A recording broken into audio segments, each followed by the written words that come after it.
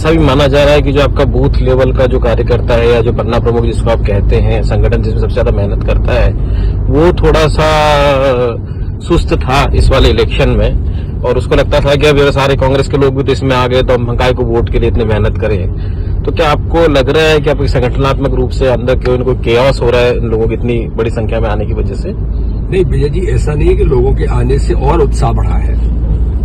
जहां तक booth level का कार्यकर्ता प्रत्येक स्तर पर जो काम करता है, हमने इसको गंभीरता से लिया है और समीक्षा भी की है कि आखिर ऐसा क्यों हो रहा है। और हमने अपने सिस्टम में वोटिंग परसेंटेज बढ़ाने के लिए भी और ताकत के साथ कार्यकर्ताओं को नीचे मोटिवेट भी किया है कि हम इस काम को करें। लेकिन जो एक फीडबैक आ रहा है नीचे से कि इंडी गठबंधन या कांग्रेस के लोगों को लगता है कि हम इस बार, हमारा तो कुछ है नहीं और चुनाव तो जीत नहीं रहे। मैं अभी जबलपुर में भी लोगों से बात किया, आप देखेंगे कि मुस्लिम डोमिनेशन के जो बूथ हैं वहां वोटिंग परसेंटेज कम हुआ है। ऐसे ही कांग्रेस का जो वर्कर है उसे लगता है कि यार कुछ है नहीं, तो एक परसेंटेज में वो भी अपने आप को थोड़ा सा, उसने अपने आप को डेमोरलाइज महसूस किया है और वो शायद वोट डालने नहीं गया। तो इसलिए ये भी एक चिंता का विषय है। कोई भी हो, देश के लोकतंत्र में मतदान करना तो आवश्यक है। तो इसलिए मुझे लगता है कि कुछ कारण इस प्रकार के बन रहे हैं। कुछ शादियां हैं, कुछ गर्मी के कारण से भी, क्योंकि इस क्षेत्र में मैं देखता हूं तो 42-44 टेम्परेचर है, तो कुछ 0.01% ये भी कुछ कारण हो सकते हैं। लेकिन ज्यादातर इस प्रकार की चीजें जो देखने को मिली है। लेकिन चुनाव वोट डालने के लिए ज्यादा से ज्यादा लोग जाएं, इसका प्रयास सरकार भी कर रही है, प्रशासन भी कर रहा है, राजनीतिक दल भी कर रहे हैं, सामाजिक संस्थाएं भी कर रही है। और लोग इसको लेकर के अलर्ट हुए हैं कि 6 में से 2 लोकसभा में जो मतदान का प्रतिशत थोड़ा ज्यादा कम हुआ, तो एक चिंता का विषय है। राज्यों में कई जगह देखने में आया कि ईडी और सीबीआई की बड़ी महत्वपूर्ण भूमिका रही, और उसके बाद में जो है कई पार्टियां टूट भी गई और टूट करके बीजेपी में शामिल भी हो गए कई लोग। मध्य प्रदेश में कहीं पर भी सीबीआई या ईडी का उस तरीके से इस्तेमाल दिखता नहीं है, तो क्या आपको लगता है कि मध्य प्रदेश में जो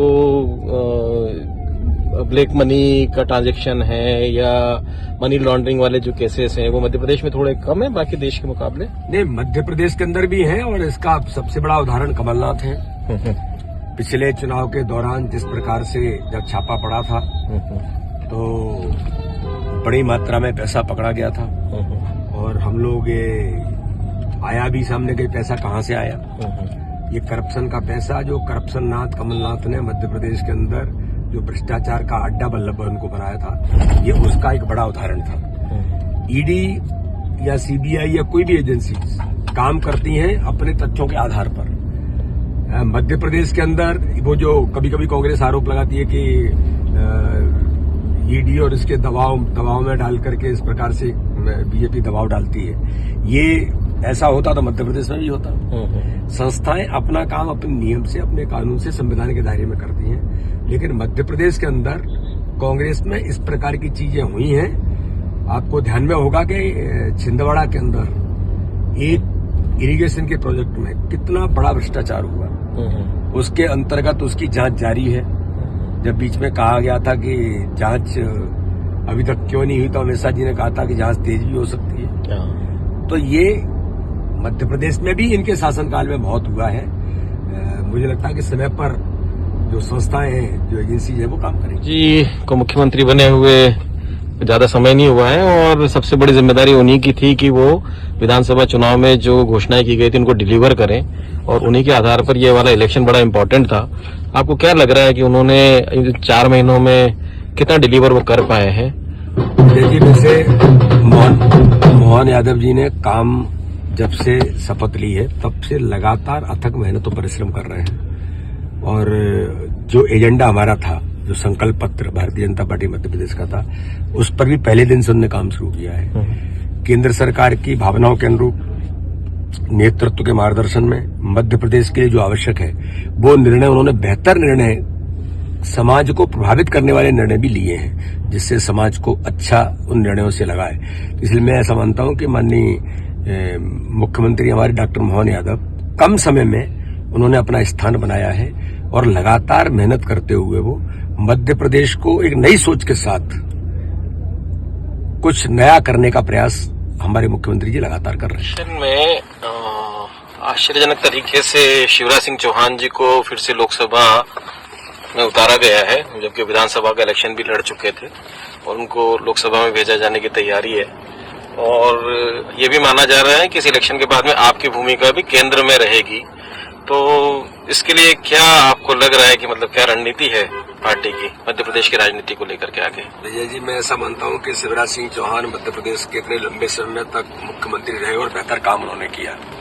हमारे वरिष्ठ नेता हैं, अनुभवी हैं और हर प्रकार के लंबे समय से वो काम कर रहे हैं। तो इसलिए उनका संगठन के लिए और अपने इस तंत्र में कैसे उनका उपयोग होना है, ये केंद्रीय नेतृत्व एक एक व्यक्ति के बारे में, चाहे वो छोटा कार्यकर्ता है या बड़ा कार्यकर्ता है, हमेशा एक अच्छा सोच के साथ हमारा नेतृत्व सोचता है। इसलिए उन्हें क्या भूमिका आज उनको लोकसभा के प्रत्याशी के तौर पर पार्टी ने जिम्मेदारी दी है, आगामी समय में हमारा नेतृत्व है उनके बारे में क्या सोचता है वो तो नेतृत्व ही तय करेगा।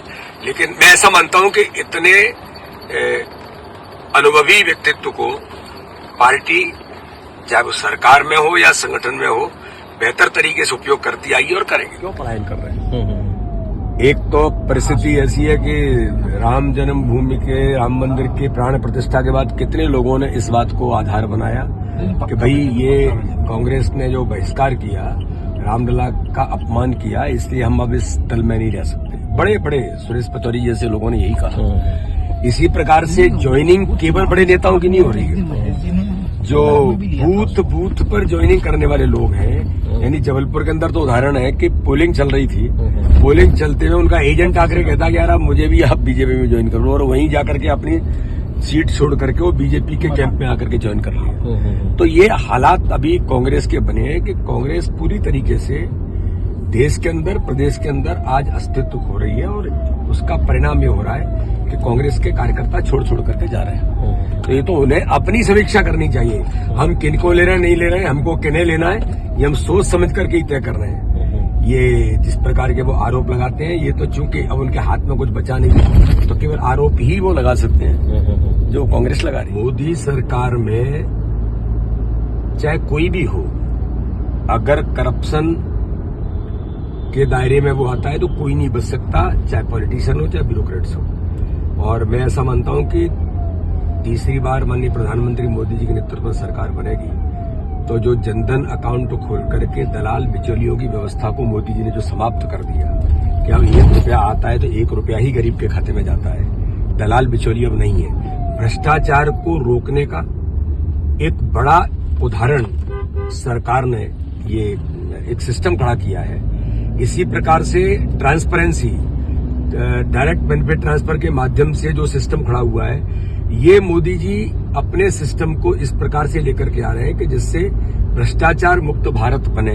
ये बेहतर प्रयास आगामी सरकार जब आएगी तब मुझे ऐसा लगता है कि इस दिशा में मोदी जी और काम जो करने का प्रयास करेंगे और भ्रष्टाचार मुक्त भारत बनेगा। ठीक कहा है धनंजय जी, ये वास्तव में जरूरत है इस बात की कि वोटिंग राइट्स जो हमें मिला है ये कंपलसरी अगर होता है तो हर किसी को वोट डालने का अधिकार तो है, लेकिन जब वो वोट डालने जाएगा तो देश के लोकतंत्र में जब लोग चुन करके आते हैं, नहीं तो पता लगा ये होता है कि 15% वोट मिला और उसमें हम चुन करके आ गए। जो अमित शाह जी हमारे कहते हैं कि 51% वोट शेयर हमें मिलना चाहिए, वो इसलिए कहते हैं कि लोकतंत्र में स्वस्थ परंपरा ये है कि 51% से ऊपर में वोट मिला है, यानी हमको जनता ने चुना है। लेकिन ये अन्य दलों के कारण से कुछ ये जो परिस्थितियां बनती हैं, इसमें मुझे लगता है कि अगर वोट कंपलसरी होता है तो ये भी कहीं न कहीं जरूरत है। लेकिन देश के अंदर लोकतंत्र में हमारी अभिव्यक्ति है,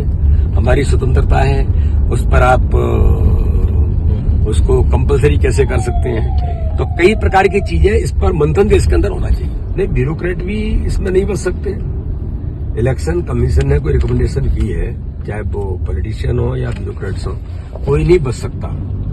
और ब्लैक मनी, आपको बिल्कुल आपने सही कहा कि एक समय में यहाँ इस प्रकार का, जिसमें ब्यूरोक्रेट भी इन्वॉल्व थे और पॉलिटिशियन भी थे, उसका मुझे लगता है कि उसका अभी ये प्रोसेस में है और इसकी जांच भी चल रही है। मुझे लगता है समय पर इसकी कार्रवाई। लोकसभा में हुए महिलाओं का प्रतिशत भी हमने बढ़ाया है, मध्य प्रदेश के अंदर पहले 4 थी, इस बार हमने 6 महिलाएं सांसद के प्रत्याशी के तौर पर उतारी हैं। यंगस्टर्स भी इस बार आए हैं, लेकिन जो आप सोचते हैं कि परसेंटेज जो चाहिए वो मुझे लगता है कि उतना परसेंटेज नहीं है, लेकिन फिर भी युवाओं को भी अच्छा रिप्रेजेंट करने का काम इस चुनाव में भारतीय जनता पार्टी ने किया है। इसमें तो संगठन को जो केंद्रीय नेतृत्व को जो तय करना है और जो वो तय करते हैं उस लाइन पर हम अपनी काम की जिम्मेदारी को निभाने का प्रयास करते हैं।